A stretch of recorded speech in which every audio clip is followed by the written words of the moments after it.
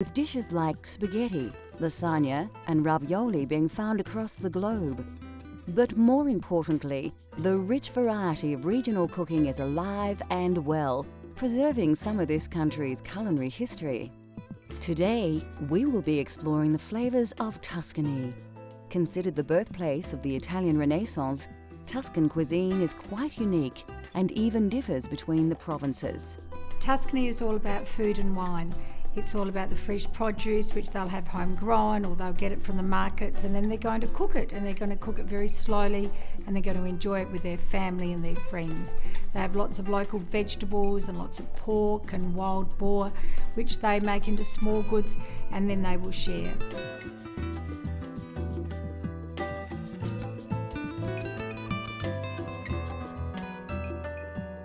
To create a classic pasta dish, of course you need pasta. And rather than pick up some dried spaghetti at the supermarket, to experience the cultural flavours of Italy at home, you're going to need to make fresh pasta yourself. My first exposure to Italian cooking was in a small restaurant in London that my father used to take me to when I was a kid. And they used to make all their own pasta there, and they had all the wooden boxes with all the various sizes, shapes and colours of fresh pasta. You could just choose whichever pasta you wanted to go with your sauce, and that really excited me and got me interested in Italian cooking. All you need to make fresh pasta at home is some fine flour, some fresh eggs, and some semolina flour. First, take your flour and gently tip it out onto your workspace. Make sure your hands are dry, then using your fingers, make a small well in the flour. Take an egg and gently crack it into the well you've just created. Now the fun starts. Using your fingers, break the yolk so it mixes with the white, then gently work the egg around in a circular motion. What you are actually doing here is slowly picking up the flour around the edges and drawing it into the moist centre. When the egg and flour start to turn to a firmer paste, add another egg to the mixture and repeat the process. Don't be impatient and get tempted to stir the flour in faster, as this will introduce lumps into your dough that you will have a hard time working out. As you work your mixture around, it will start to change consistency and the paste will develop into a dough. Keep kneading this dough with the flour until you're satisfied you have a very elastic mix. Be sure your pasta dough is not sticky. If it is, you'll need to add more flour. You will most likely have more flour than you require, so don't feel compelled to use it all. Once you have your dough at the correct texture, use your hands to mold it into a small cob. You will need to rest your dough for at least 30 minutes before you roll it out. Generally, pasta is made with a pasta machine. Take your dough and press it into a small disc. Feed it into the pasta roller, then fold it back onto itself and repeat.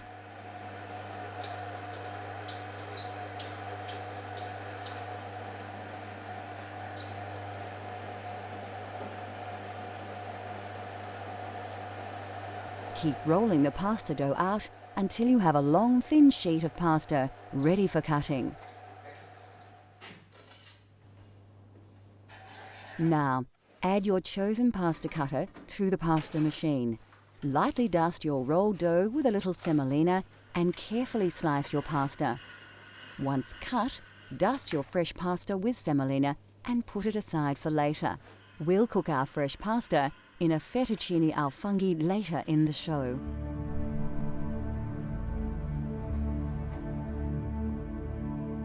Anybody who has eaten Italian food will recognize the essential herbs and spices that add unmistakable characteristics to any dish.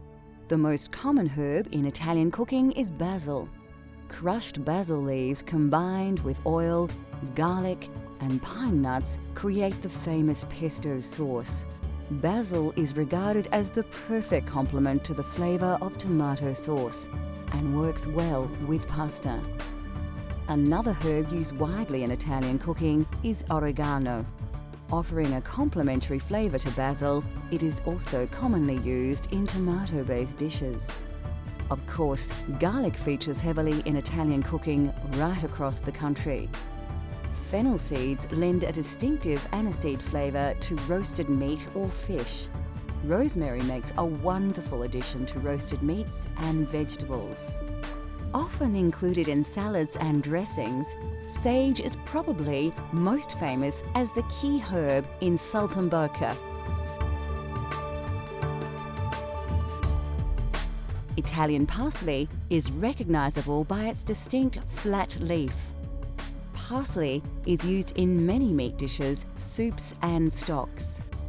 Italian food is most richly flavoured with herbs, but of course some spices do feature prominently.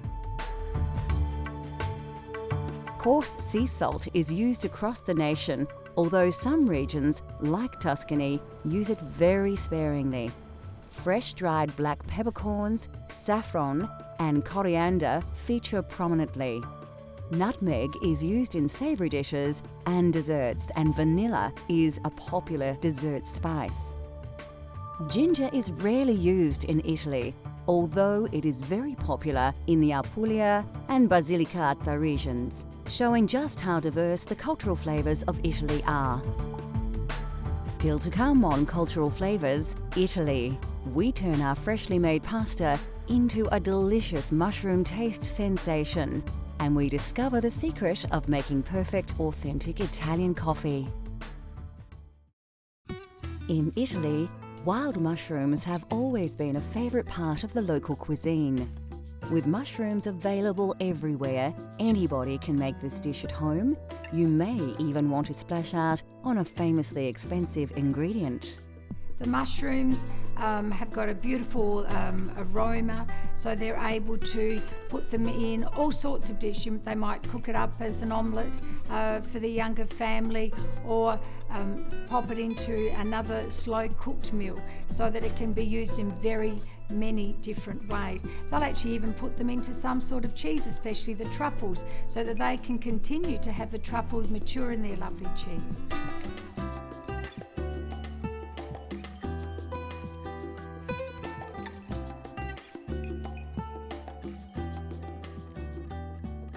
For this dish, you will need a selection of mushrooms. You can use fresh local varieties or a combination of fresh and dried.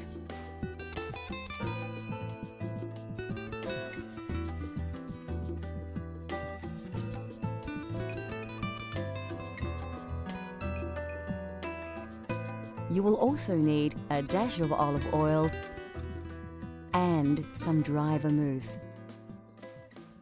First, take your Italian parsley and chop it finely. It's important to use fresh parsley in your pasta dishes, as the dried alternative can lack flavour. Put it aside, as you will need to add it to your dish much later. The next step is to slice your mushrooms. The trick here is to try and keep the size uniform so they cook evenly.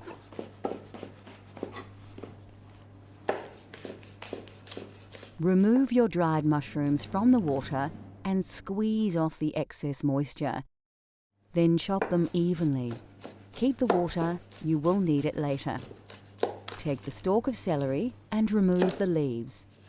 Chop into lengths, slice along the grain, then finely dice into small blocks to avoid large chunks of this strongly flavoured vegetable masking the delicious mushroom flavours.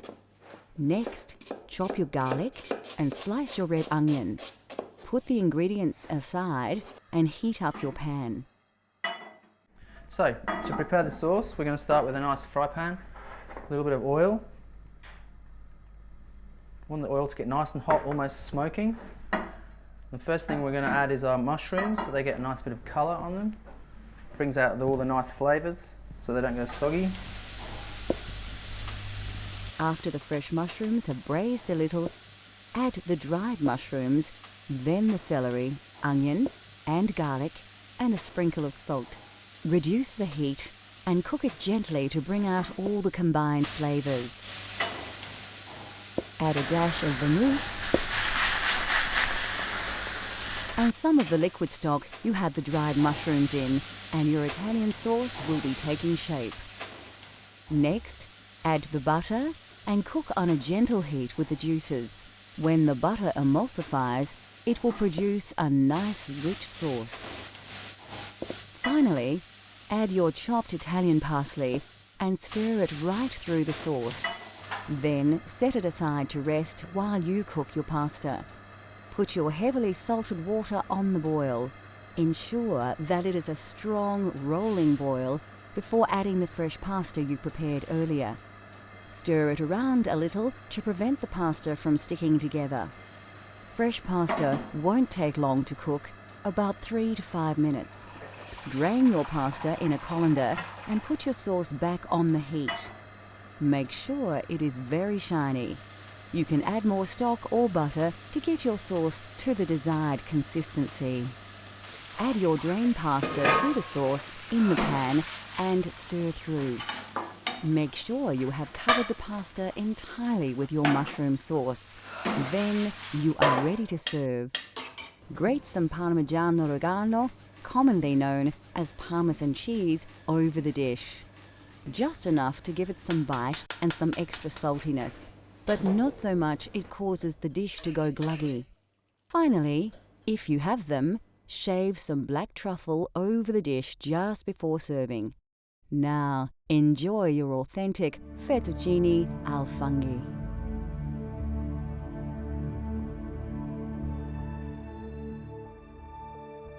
Italy is said to be one of the healthiest nations on the planet, and this is in large to do with a healthy diet, rich in vegetables and vegetable oils. Of course, the most important vegetable in Italian cooking is the tomato. There are many varieties of tomato that are used in soups, sauces, and pasta dishes. Brought to Italy in the 18th century, the tomato has become synonymous with Italian cuisine. The Italians love fresh vegetables and are famous for their salad dishes. Brought to Italy in medieval times, cucumbers are now part of Italian culinary culture. Root vegetables like carrots, radish, turnips, and beetroot all feature prominently in Italian cuisine, as do onions and leeks.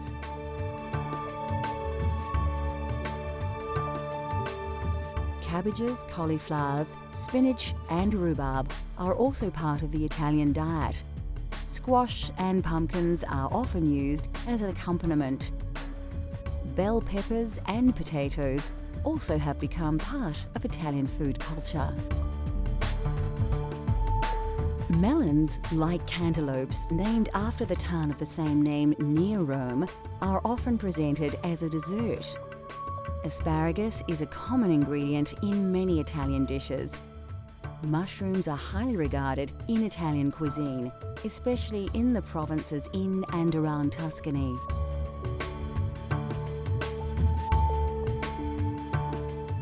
Of course, Italian cooking features all kinds of mushrooms, especially the porcini mushroom, but you can use local varieties in your own Italian-inspired dishes.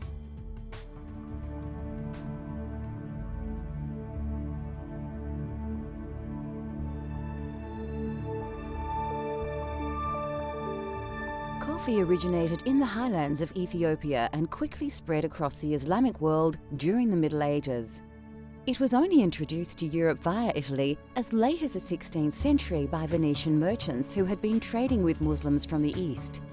Yet, we must thank Italians for defining coffee culture as we know it today. Italians are deeply passionate about their coffee, so naturally the quality of bean is exceptionally important.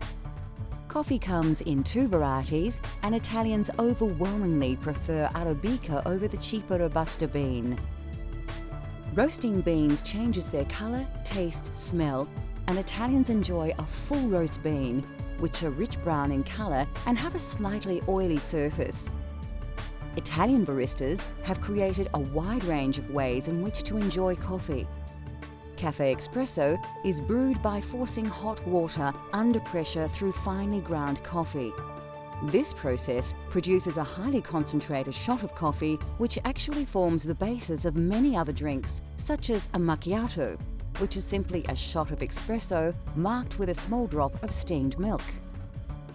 The most well-known Italian-style coffee is, of course, the cappuccino, and this cultural flavour of Italy has become increasingly popular right across the globe.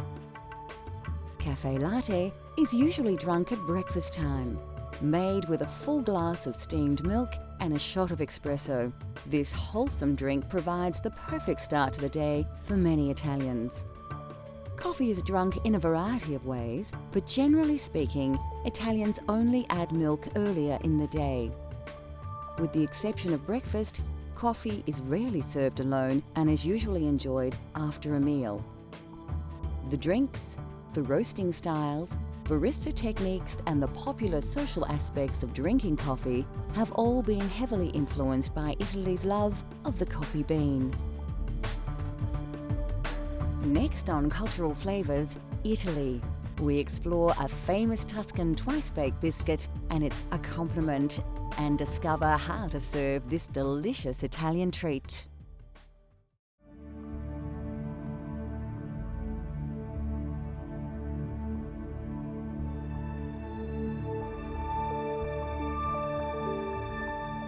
There are hundreds of types of pasta, but generally authentic pasta is made from durum wheat flour or semolina, which accounts for its yellow tinge. Durum wheat is believed to have been introduced to Sicily by the Arabs in the 7th century, and pasta has become the national dish of Italy. Of course, fresh is best, and authentic Italian pasta has texture and flavour characteristics that is difficult to replicate with dried alternatives. Having said that, there are a multitude of dried pasta options that keep well, so it has become a staple in many kitchens across the world.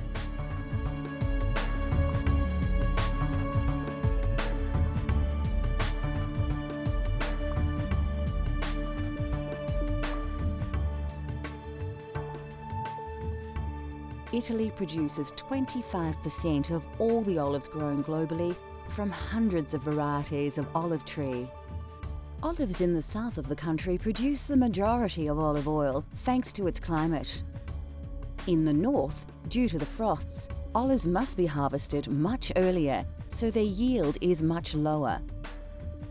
Olive oil is often used like butter as a topping for bread and for cooking. Olives are eaten on their own, as an accompaniment, in salads and also cooked dishes. Italian meals often feature breads, and there is a wide range to choose from.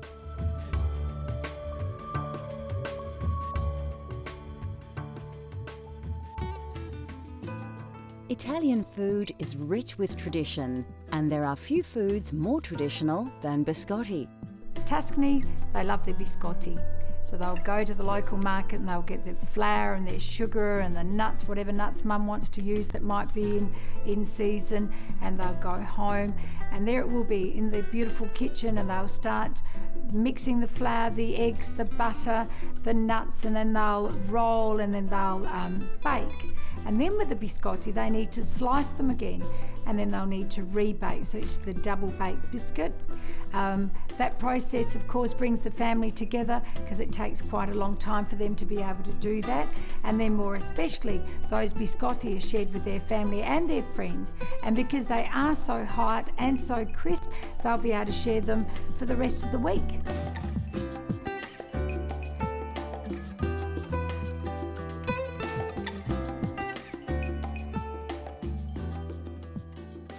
You won't need to look too hard for the ingredients in this recipe.